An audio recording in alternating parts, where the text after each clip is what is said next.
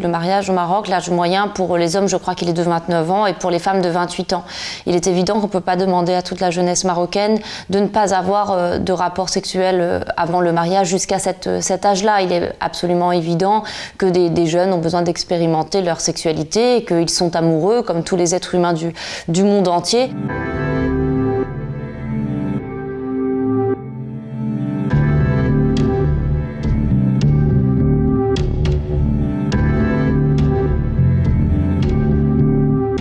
On veut l'ouverture d'un grand débat sur les libertés individuelles. On demande aux législateurs, on demande à nos gouvernants et de manière générale à toutes les forces progressistes de ce pays, à tous ceux qui ont envie de faire bouger les choses, de se mettre à notre côté pour qu'un grand débat ait lieu sur les libertés individuelles, sur la dépénalisation de la sexualité de manière générale et pour la légalisation de l'avortement, pour que cessent les drames des avortements clandestins et pour qu'il n'y ait plus de gens en prison à cause de l'adultère ou parce qu'ils ont eu des relations sexuelles.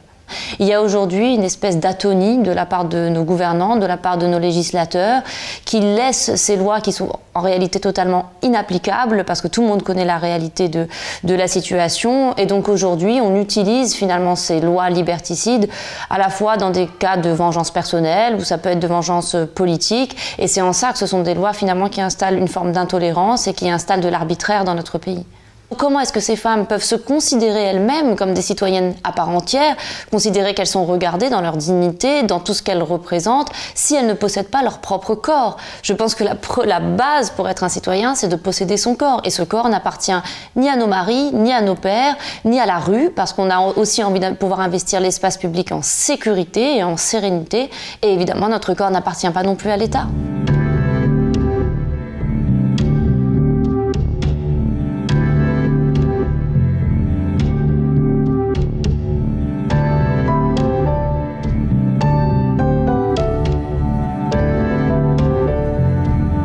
Ce cas, il a été très médiatisé parce qu'elle est journaliste et parce qu'il y a eu des soupçons de manipulation politique autour de ce cas, mais il y a beaucoup d'autres cas qui ne sont pas médiatiques, qu'on ne voit pas dans les journaux.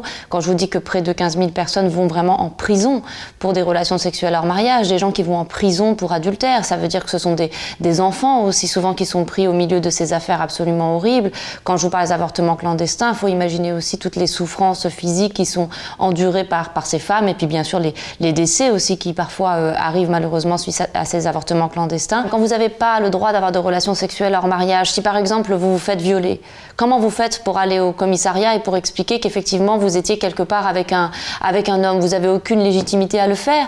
Et puis de manière générale, comment est-ce que vous pouvez être une citoyenne à part entière, avoir envie de donner à votre pays, de progresser, de travailler? Les femmes, elles payent autant d'impôts que les hommes au Maroc, hein, et elles travaillent autant, voire plus. Il y a beaucoup de femmes qui sont chefs de famille au Maroc. Dans les familles, de manière générale dans l'éducation, un peu partout, on vous apprend à composer, on vous apprend à faire semblant, on vous dit d'une certaine manière, fais ce que tu veux, mais fais-le derrière des portes closes. Et ce qui est très très choquant, ce qui est vraiment scandaleux, c'est que évidemment c'est beaucoup plus facile pour les personnes qui sont riches, pour les personnes qui ont des grandes maisons, pour les personnes qui ont des voitures, qui peuvent voyager, que pour les personnes qui sont dans des situations sociales beaucoup plus difficiles, plus précaires. Et donc ce sont les pauvres et ce sont les femmes qui les premières paient les pots cassés de ces lois.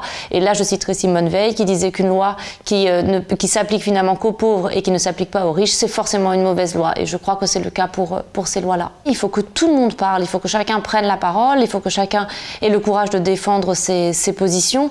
Il faut que les artistes, les écrivains, ceux qui ont accès aux médias, qui ont accès à la parole publique aussi parlent, parce qu'à partir du moment où on brise le silence, je pense que là aussi la honte s'atténue. Le grand problème, c'est le silence. C'est d'obliger les gens à faire les choses de manière cachée, à vivre dans le mensonge et dans l'hypocrisie, ce qui est le cas malheureusement dans notre pays depuis beaucoup trop longtemps. Et on ne se rend pas compte que ce silence et que cette honte, en réalité derrière, il y a des tragédies individuelles et parfois même des morts.